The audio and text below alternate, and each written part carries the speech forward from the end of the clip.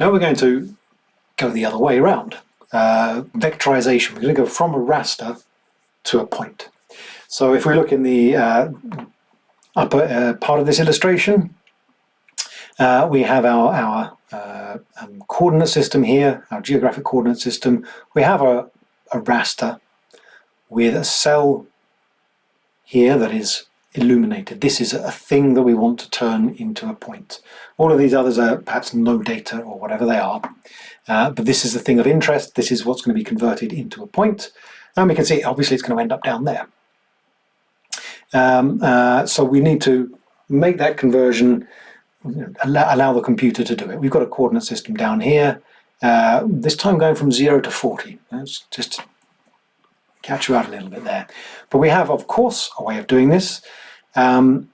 We can use because the similarity in the directions for the j and the x, we can go from the x min, the minimum x, in our grid, and we add on to that the j coordinate. So how many cells over are we going to go? Minus a half. That is because we want to be in the center of the cell rather than at one edge. We could there are some rasters that store the data, or the data is converted as being from the corner of the cell. But in this case, we're going to say it's actually exists in the center of the cell, which is more true when we consider, for example, remote sensing data. So this pushes us over into the middle of the cell. We count the number of cells over that we want to go, then in half, and then we rescale it by the dimensions of the grid, and then that gives us our x coordinate. For the y, we have this problem again where we're going from the max. We've got to go the other way around. The number of steps down, minus a half to get us back into the middle of the cell, and then rescale that, so to speak, using the size of the cell. So let's just do a quick example. Here's our point, and it has the cell where the point should be has the coordinates I3 and J1. So we've got that sorted out. Now our cell size is 10 by 10. Our x min is 0, our y max, because they're the ones we're interested in, 0 and 40. So we're going from 0 up to 40. From 0 actually up to 40 as well. So we start, to get the x coordinate of our point, we're trying to calculate the coordinate for this point. It's the x min, which is 0, plus, then we do this little calculation here, which is we want the j, which is the number of cells along, which is one cell along. That's where we're starting. We're going to convert this one going into that. So we've gone one cell along, minus a half, so that we get to the middle of it, the middle that way, so that we're there rather than over there. And then we multiply that by the cell size, which is 10. That gives us 5. Do the same for the y. Now the top there, from where we're counting, we're going to be counting from up there, and that is equivalent to 40 in our geographic grid. We subtract from that the distance, the number of steps down. It's 3 steps down minus a half, times that by 10, the scale to get the cell size, and then that gives us 15 when we subtract all that from 40. Okay, so that seems to work out. So what has happened here? Well, we went over one cell, back one, and that put us there. And here we went down 1, 2, 3, back a bit, and that put us there. And it's worked out. That's given us our new coordinates as being 5 and 15. It's almost like magic.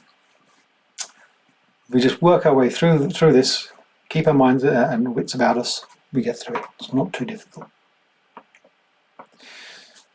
Now we need to convert from a raster into a line. How are we going to do this? One of the problems we have with rasters, obviously, is There isn't something in it that says, I'm an object, I'm a thing. Now, that's one of the points about rasters that I've tried to hammer home several times. It's just these dumb cells. So we need to sort of check. Essentially what we're doing here is we're starting at some point, and usually this top left corner. Is this a thing? No. Is this something we're interested in? No, no, no. Yes, this is something I'm interested in. Right, that's something you're interested in. Then we start looking from there. Do we have any non-zeros? So we're saying here, these are zeros, these are ones. Yes, we do. We've got one there. So we look around. Well, actually, there are two here, but this is the first one it's found. Yep, there's one there. Okay, go there. Do you have any non-zeros?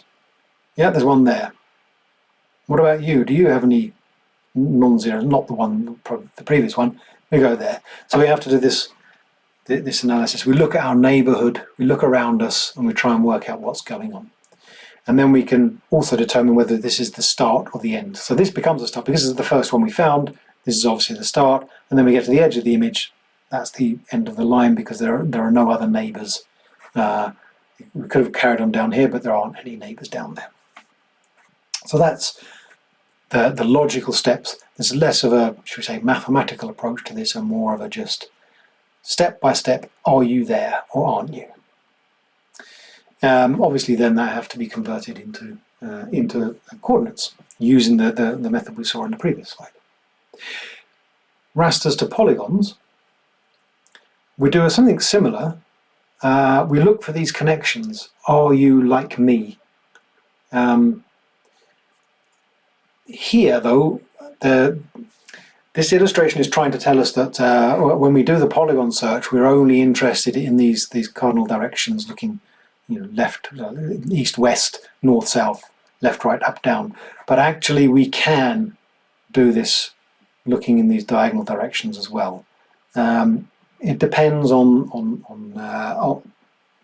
how accurate we want this to be, on the resolution of the data to begin with, how they've come about, what it is you're trying to represent. So there are lots of considerations to take in here. But this is the sort of generalized model. And then as soon as you can no longer find a neighbor that belongs to you, is the same as you, then you say, right, I'm done, finished with that polygon. So obviously you have to keep track of where you've been, what needs to be checked out and what doesn't need to be checked out. So it's quite demanding in a sense of the memory. You need to be able to check out all of these pixels, all of these cells, and say whether they are or not connected. But you can usually contain this to within a reasonably small neighborhood. You end up with, when you do this, if we say this is our original object, it got rasterized, and then we go to polygonize it again, and we end up with this rather clunky. And we can't get rid of those edges; they're there, no matter what. And as we can see, the details are there, the general form, but we have to admit that we've lost, there's no connection. If this blue here is something, that gets lost in our rasterized image because of the spatial resolution or the ground sampling distance, whatever you want to call it.